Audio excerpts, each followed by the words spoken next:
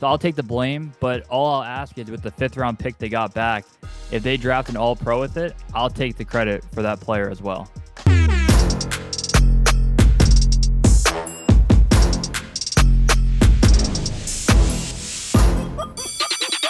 It's Jets class, and we are coming your way after a Jets victory. Alien concept, what a second half against the Houston Texans. We are going to have so much to talk about with the direction of this team. Are they alive? Are the playoffs realistic? All of that stuff. Plus, trade deadline came and went. Joe Douglas spoke to the media. What did he have to say? We're going to get to all of that on this episode. But before we do, it's time for the takeoff. Specifically, are the Jets back?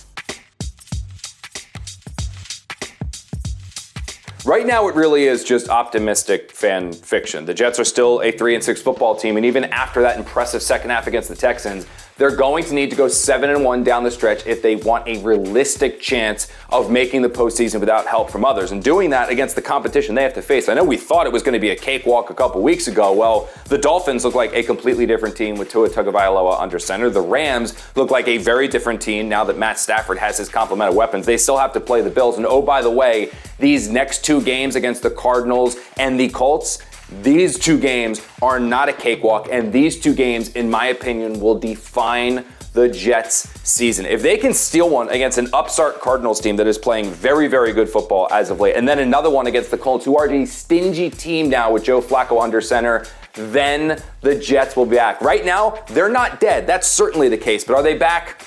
They might be in 2 weeks. Not right now.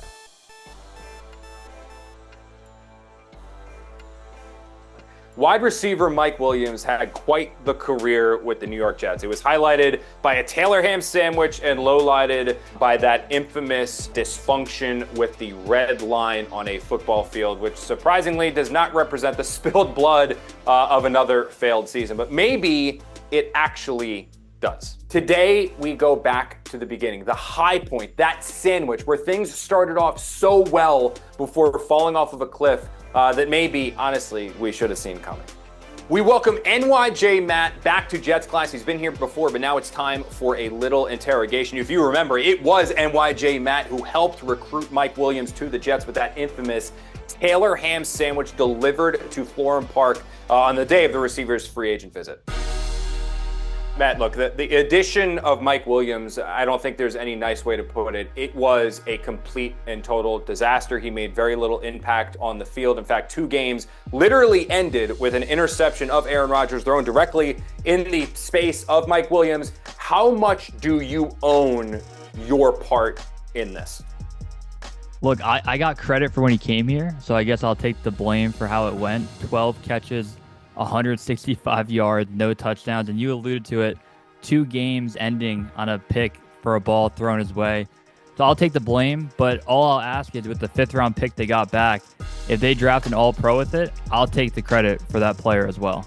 All right, long game. I see you're playing the long game. Now, I do want to get into actually your decision-making here when you picked what you did. You went with the Jersey Taylor ham, egg, and cheese. Not the more typical New Yorker meal, which is the bacon, egg, and cheese. Was there anything behind that at all? New Jersey, New York, anything like that? No, it's a staple in the Northeast. A guy that's not from the area thought once he landed, probably hungry, give him a breakfast sandwich. But I went with Taylor ham and pork roll over bacon, egg, and cheese. That was the play I thought was right. How much did you actually spend on said sandwich? Did you keep the budget tight in the salary cap? Yeah, that was $21.32, and I threw a $5 tip, and that's included in the $21. People on Twitter thought that was a good tip. I was nervous at first that I get roasted for only giving $5, but in reality, I live an hour and a half away from Florham Park, so I picked a diner in the area, ordered a sandwich, got it sent over. So $21.32, not that bad. I did request a refund from DoorDash. Have not processed that yet, so we'll see where that one lands. I don't know. There you go. All right, so if I'm doing my math correctly, then here it's $10 million for Mike Williams, the $21.32 for the sandwich, both of which completely and totally flushed down the toilet. So do you regret spending your hard-earned money on really such a wasted talent?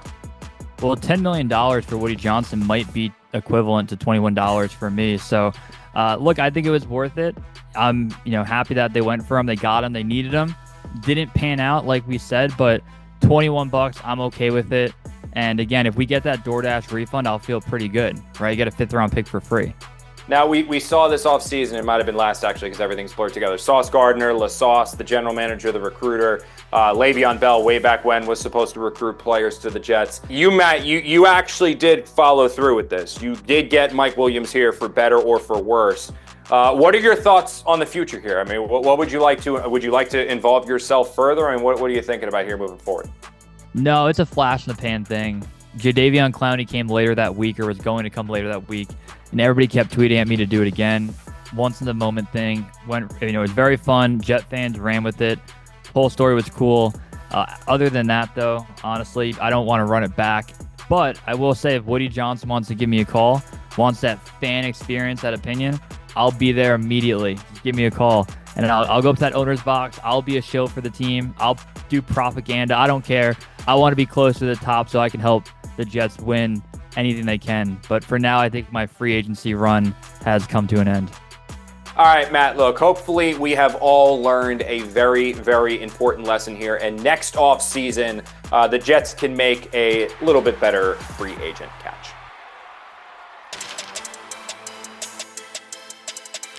It is time now for 4 Downs, and it is presented by Monmouth University. Explore further at monmouth.edu/amplified. You guys know the drill. 4 Downs is 4 topics on the Jets, my thoughts on those topics, and it starts now with first down.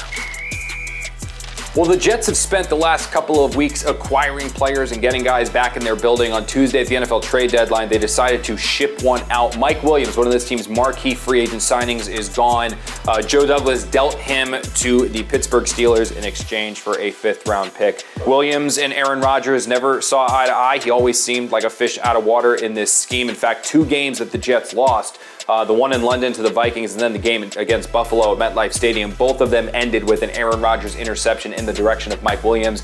With that said, I still would not have traded him. At this point, Williams is a tremendous depth piece for the Jets. What happens if Garrett Wilson goes down? What happens if Devontae Adams goes down? What happens if Allen Lazard takes a little bit longer to recover while he's on the injured reserve? Are they going to turn to Xavier Gibson, Malachi Corley, Jason Brownlee? I just don't see in a win now, we need to go all in, make a legitimate run. I think the Jets are a better team with Mike Williams, even if it's just as an expensive insurance policy.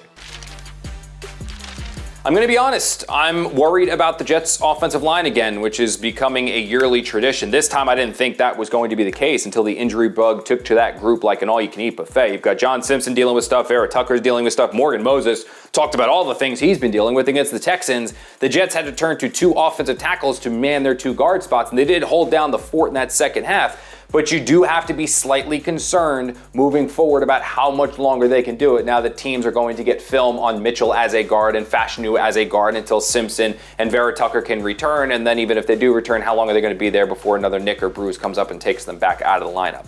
I know cayenne pepper and water has been a fun thing to talk about over the last week or so, but Aaron Rodgers still is not the mobile quarterback he used to be in Green Bay. The Jets have to find a way to keep him upright because the one thing that can truly derail this season, even more so than what it's already been derailed with a 3-6 record, it's the line imploding.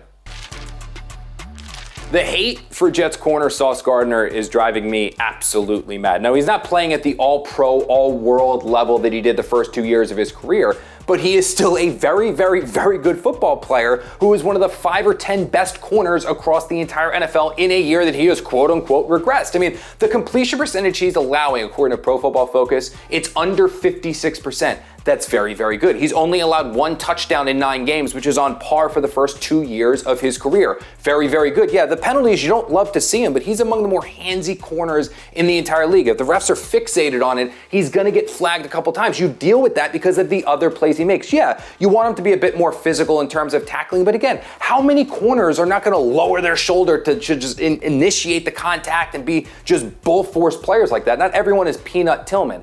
Again, yes, Gardner has taken a step back from what we've become accustomed to, but he's still a tremendous football player, and this hate is so overblown.